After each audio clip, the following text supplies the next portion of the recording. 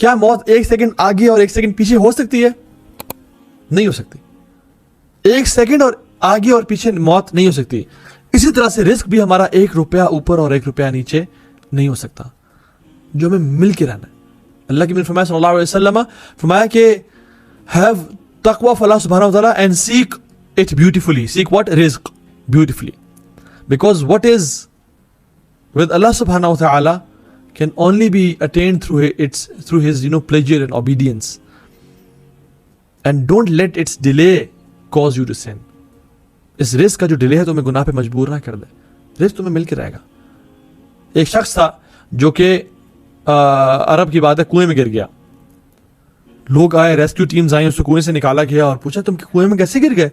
تو اس نے کہا کہ بس میں چل رہا تھا سمہاؤ مجھے نظر نہیں آیا، میں اس کنویں میں گر گیا. تو اس نے کہا اچھا بیٹھ جاؤ، ریلیکس کرو، دودھ پیو. اس نے اپنا وہ دودھ پیا اور سبحان اللہ کنویں میں گرنے کے بعد بھی اس کو کوئی چوٹ وغیرہ نہیں آئی ہوئی تھی. اس نے وہ دودھ پیا اور کچھ قدم چلا اور مر گیا. یہ ایک شیخ، نوٹیبل شیخ بتا رہے تھے.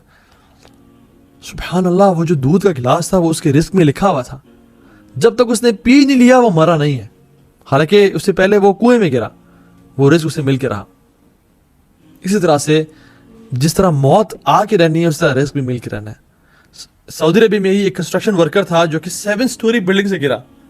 7 اسٹوری بلڈنگ سے گرا. And when he fall on the pathway, سبحان اللہ، two peoples surprise he was all fine. کچھ اس کو اسکریچز آئے لیکن he was good. Maybe he fall in a way کہ وہ نیچے کوئی سینڈ پڑی ہوئی تھی یا کیا تھا، ہی واز آل رائٹ. اور لوگ تو حیران ہوئے اور کہا کہ یار تمہیں نے نئی زندگی دی ہے. تو اس نے کہا ہاں مجھے نئی زندگی ملی ہے، let me buy some drinks for you. And while he went to the grocery shop and purchased some drinks, اور واپس آ رہا تھا دا کار ہٹ ہم اینڈ ہی پاسڈ اوے. کیونکہ اس کی موت کچھ سیکنڈز پہلے نہیں لکھی ہوئی تھی اور اس کی موت وہاں پہ نہیں لکھی ہوئی تھی، اس کی موت کچھ سیکنڈز بعد یہاں پہ لکھی ہوئی تھی. یہیں پہ آ کے مرا. جس طرح موت لکھی گئی نا، اللہ نے اسی حساب سے رزق لکھا ہے، مل کے رہے گا. تو اللہ کا تقوی اختیار کریں اور حرام مینز کو نہ یوز کریں رزق کو حاصل کرنے کے لیے. اور یہ بات یاد رکھیں، ایک بندہ جو گناہ کرتا ہے اور پھر اس پہ بار بار روتا ہے وہ متقی نہیں ہے. متقی وہ انسان ہے جو گناہوں سے بچتا ہے. گناہ کر کے اس پہ آنسو بہانا یہ تقوی نہیں ہے، یہ توبہ ہے.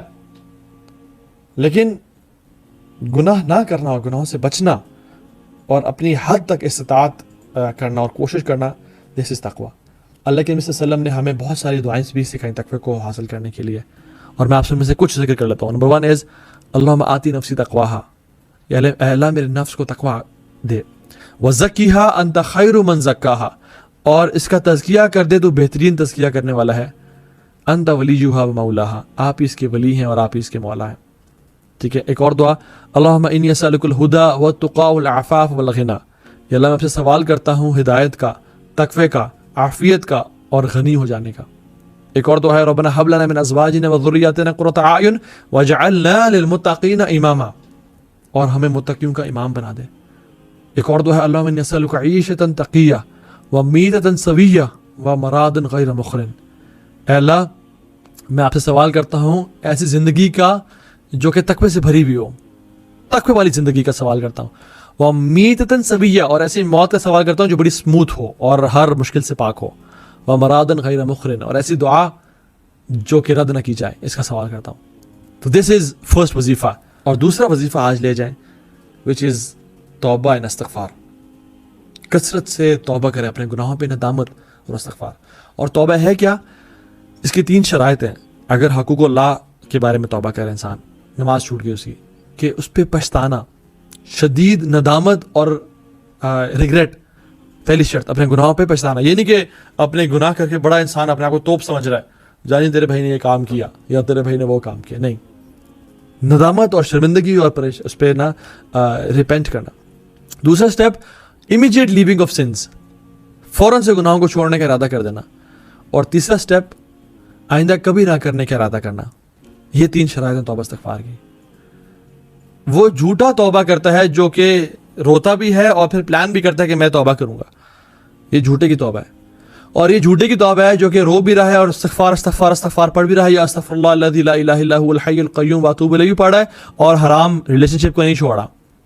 یہ جھوٹا استغفار ہے جو کہ استغفر اللہ کی تسبیح پھیری جا رہا ہے لیکن سودی جاب کو نہیں چھوڑا اور گناہوں کو نہیں چھوڑا. یہ شرط ہے گناہوں کی کہ انسان گناہوں کو چھوڑا جائے. ٹھیک ہے. تو یہ سلف صالح کہتے ہیں کہ جو گناہوں کو بھی نہ چھوڑے اور استغفر اللہ پڑھتا رہے, یہ جھوٹوں کے استغفار ہے. امیجن میں آفس کی کھڑکیاں کھول دیتا ہوں اور اے سی آن کر دیتا ہوں, کیا کمرہ ٹھنڈا ہوگا؟ میں نے ساری کھڑکیاں کھول دی اور اے سی آن کر دیا, کمرہ ٹھنڈا ہوگا؟ نہیں. کیوں؟ کیونکہ اے سی کی جس طرح ہوا آ رہی تھی اس طرح باہر جا رہی ہے. تو اس طرح سے استغفار, اگر انسان گناہ کر رہا ہے اور استغفار کرتا جا رہا ہے تو there is no difference in his life. گناہ بھی کر رہا ہے اور استغفر اللہ پڑھتا جا رہا ہے. جیسے اے سی بھی آن ہے اور گھر کی کھڑکیاں بھی, دروازے بھی کھلے ہوئے ہیں اور گھر میں کوئی فرق نہیں پڑا. جو مقصد تھا کیا کہ کولنس ہو کمرے میں, ٹھنڈک ہو, وہ اچیو نہیں کر پا رہا.